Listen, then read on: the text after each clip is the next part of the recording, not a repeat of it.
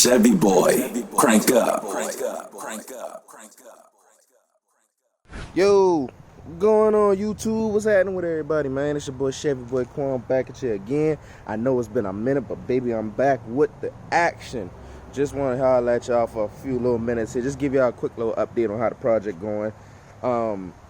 Saw some questions on my on some of my older videos about a few things, so I figured I might as well reach out to y'all and give answer some of those questions.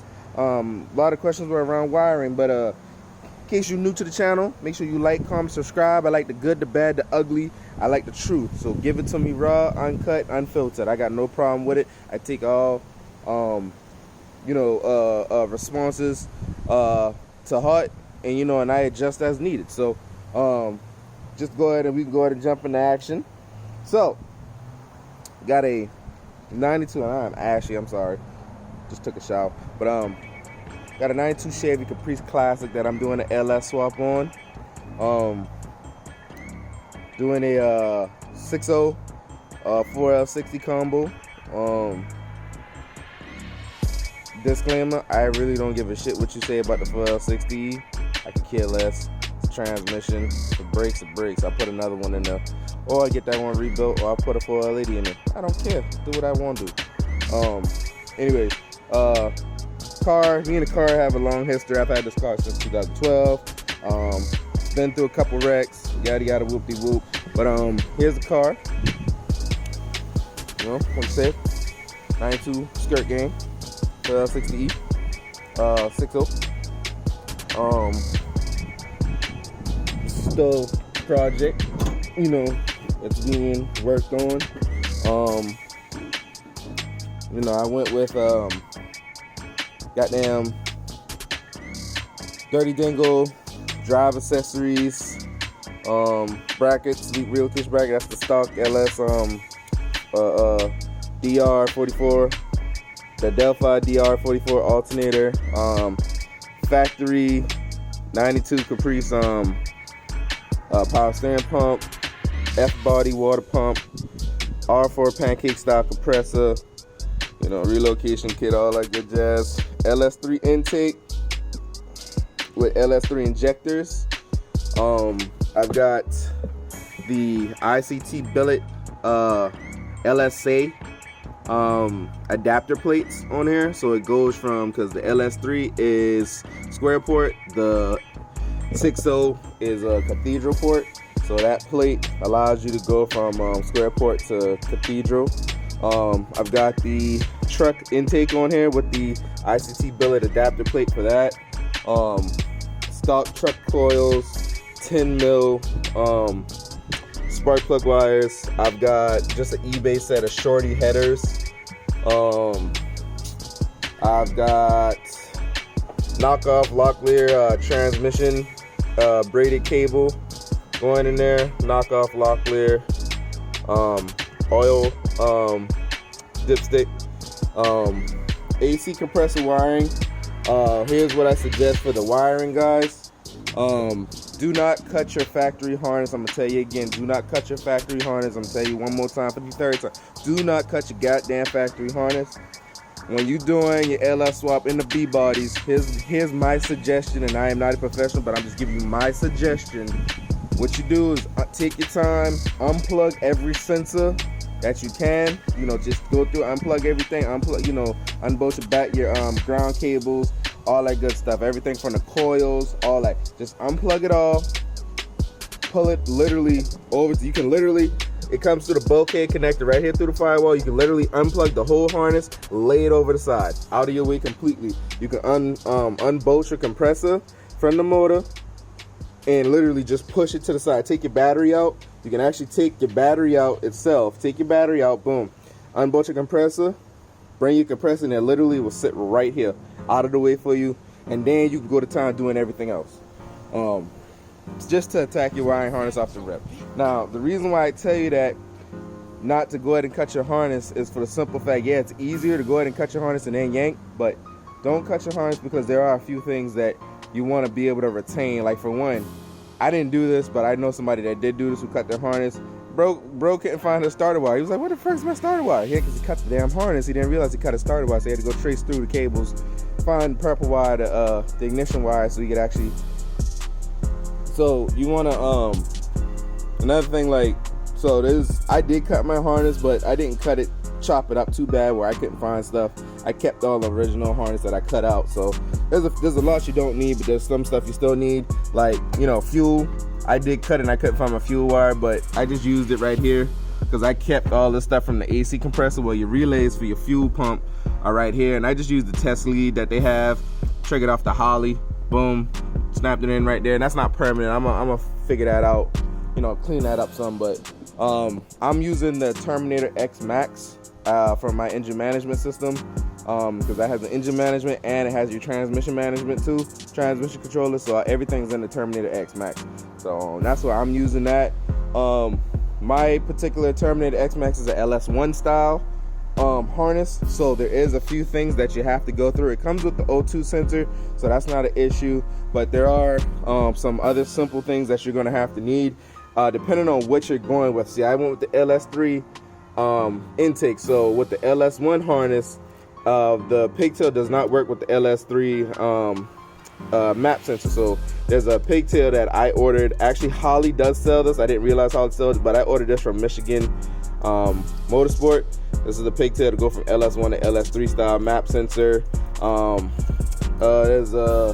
That's one of the, and then I had to get the pigtail adapters for the injectors. I can't remember exactly which ones those were. I think mine were the Motec 2, and I need to go to the LS3 style.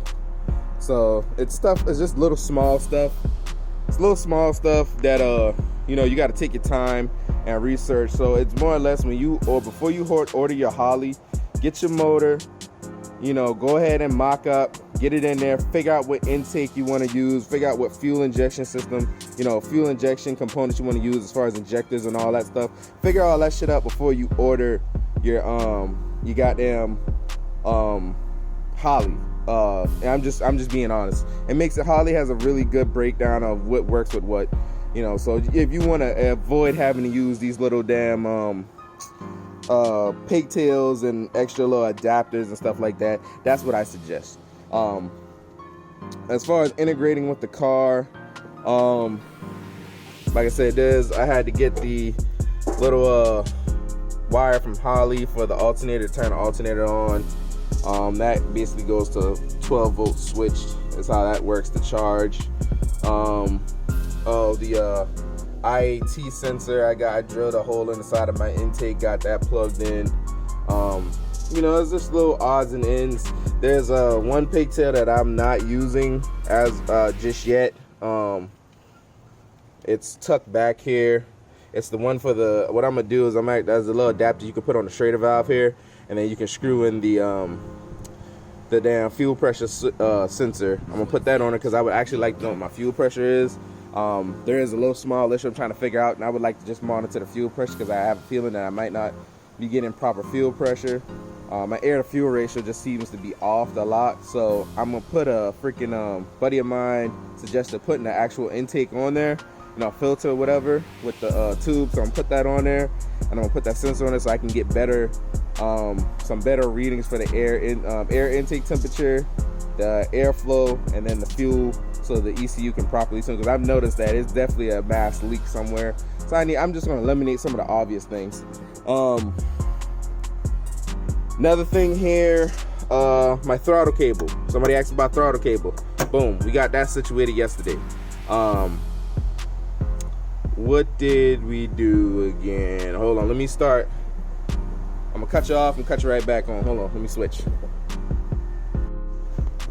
Oh yeah, well, somebody also asked me on my IG, sent me a DM on my IG, how you doggone clear the heater core. That's actually really simple. I'm gonna show you real quick how you do that. It's actually a very simple little mod you gotta do. It's not even a mod, it's just you just realign something, readjust something. So I said I'm gonna show you. Let me turn the light on. I don't know if that makes a difference in the daytime, but I don't know if you can see. You see your coil packs? 1, 2, 3, 4. On that fourth one, you see how you don't see it there? And you see how you see the freaking heater core lines? All I did is I moved the damn coil pack down. You see? That's all I did. I just moved it down. See, just bent the wire around the AC lines there, and it's just secured by one bolt right there. Oh, it's a little hard to see, but I just got one bolt on it. So you just take, like I said, you just take the two bolts out, the coil pack, and on the bottom bolt on the bracket, you just move the top hole of the coil pack down to that. Boom. You know, go ahead and torque it in there, and it'll stay. It's perfectly fine. And you just drop it down some, and you can get right to your heater core lines. That's if you're using the heater core. If you're not, don't worry about it. Some people say change the heater core out to the Impala SS one, but I don't know how true that is. I want to say somebody said that the Impala SS one has like a 45 to it or something like that, or it's got like a turn to. I don't know. I didn't do that. This is what I did. I just moved it down. I'm not gonna tell you who I got that from, because I'm not gonna blow his spot up. You know. But and actually, I didn't even necessarily get it from him. I watched his videos detailed. I just literally I zoomed in on all his videos. I just zoomed into him and just was kind of paying attention to how certain things were done on the cars that he was doing, and that's how I got it. Figured it out. I just happened to saw that in his video, so I'm not gonna take credit like that's my mod. It's not. I got that from another YouTuber, so another big YouTuber, by the way. But yeah, that's all that is. So what we did for the throttle cable. Somebody asked about the throttle cable. See that babe nice and tight, barely no slack in it. But basically, this is the factory truck drive-by cable wire. What this is off is a 03 Tahoe factory bracket. I'm gonna tell you what I did. I took the bracket, I cut off the ear with my cutoff wheel, and then I bent this. Me and my buddy was with a vise. We just bent the bracket up some to give us more of a what is that? Not a 90 degree. That's like a 120 degree angle. Use the factory mounting points. Use the bolts for the damn intake. Boom, bolted it down. And then we took the cutoff wheel and we hacked off this corner right here, just so we could actually get a socket on here, just to clean that up. And I'll clean that up more. And that allows me, the cable's not perfectly straight. You actually want your throttle cable a little more straight, but it's not perfectly straight. But this is just a temporary solution till I get the proper bracket, or I might leave it like that. I don't know. So it works fine. On the other end, where connecting to the pedal, this was a little bit of a challenge. It is kind of like it depends on how small you are. If you can crawl up beneath your dashboard, it's a one-man job. But if you can't crawl up beneath your dashboard, it's definitely a two-man job. And we used basically these things. They're called cable stops, and I'm gonna show you basically here. Essentially, it's this thing here. Get the focus. All right, cable stop, and it has a screw that goes in on this end here. There we go. It has a screw that goes in on this end, and you run your cable through here. So I cut the cable, the end off the cable that goes to the pedal, and threaded it through. I had to drill mine out a little bit so I could clear a few things. The little cable stops on the actual cable, but boom, use that. Comes in a pack like this. You can get them from Advanced Auto Parts, you know. Advanced Auto Parts, O'Reilly's, whatever. It's on that NETA, you know, that the NETA help part aisle. You know, just a little help part stuff. That's what you can find. I think the thing was like $3-4 for that. And yeah, we just tightened it up, and that's how we tightened it up good. That's how we got it to that. So yeah, I mean, essentially, like I said, for the most part, it ain't too bad. The car does run, the car does crank. I have actually taken the car for a drive. Finally made it to the gas station. I still have a lot of issues. I'm thinking I got a lifter tap but I'm not 100% sure.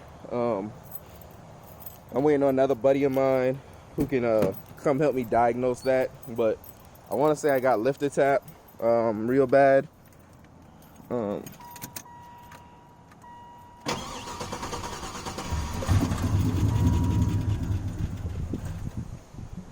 also got a fueling issue I got to figure out too.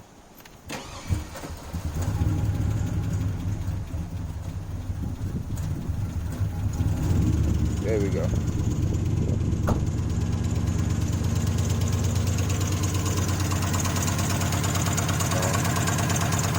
All right, running. Got to put some fluid in the power steering pump, but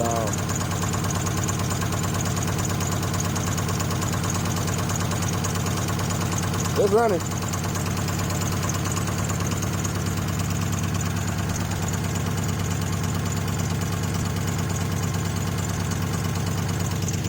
Still has a backfire going on that I'm trying to figure out, but essentially it runs.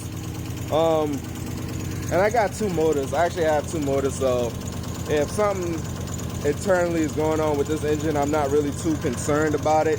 If something internally is going on, just for the simple fact, like I said, I got two engines, so it ain't shit for me to have to pull this one out and put the other motor in, so I'm not too concerned about it.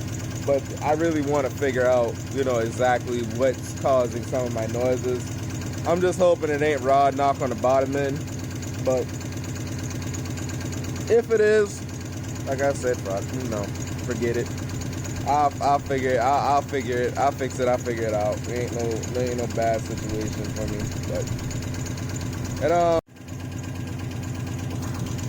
like I said, I hope it ain't that doggone rod knock. But if it is, we'll get it figured out. There's still a lot of things I still gotta clean up. Like the cluster. I don't have the cluster hooked up yet, so it's not I'm not able to see speed on the cluster. I think I got the fuel level hooked up where I can see how much fuel is in it, but I drove the car to the gas station and filled it up yesterday, so I should be good on that from that perspective. But I gotta finish tying all the wiring for the little stuff like that.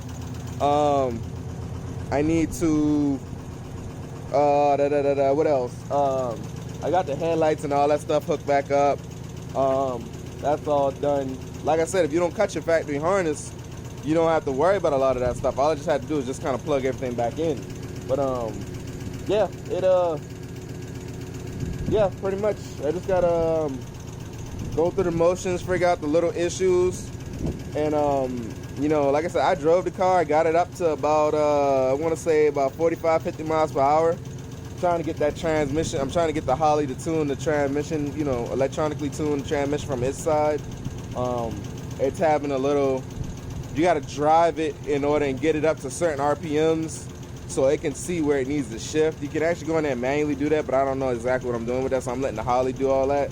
But once you get it up to certain RPMs, it shifts, and the more you drive it, the better it gets. Like every time I drove it several times yesterday. You must have drove it like 5-6 times yesterday, and each time I drove it, progressively things got better. Like just shifting 1 through 3, you know, got better, got a lot smoother, got a lot takeoff, got a lot better. So it's doing its job. You know, you just got to get the engine warmed up, get it at the right operating temperatures, and the Holly will tune. So it sorry, I'm just checking the time on the video, but it does. I'm not gonna lie. If you got the cash to swing for the Holly, I suggest doing it. You can do standalone, you know, using a factory ECU, but you got to use HP tuners and all that stuff. But if you got the, sorry, I didn't mean to spit there. But if you got the cash for the Holly, I'm not gonna stunt. It's a good investment to have, man. I mean, everything's pretty detailed. I mean, to power on the unit is very simple. It's basically you hook up your red and yellow, your constant 12 volts, your switch 12 volt.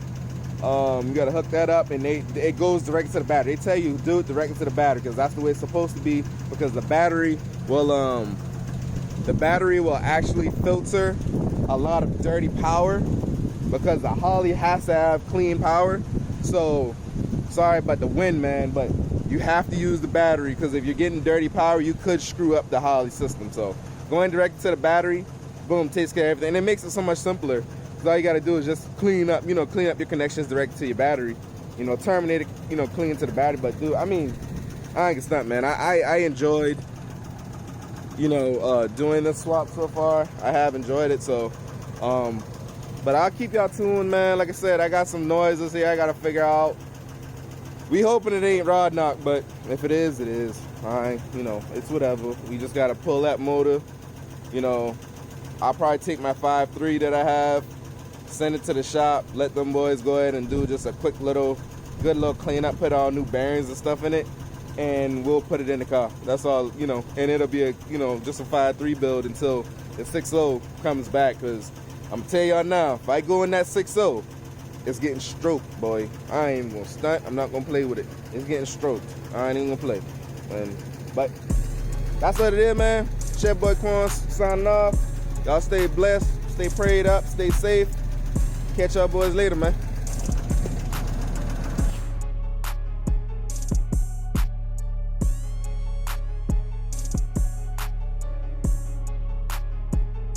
Whoa, this is heavy.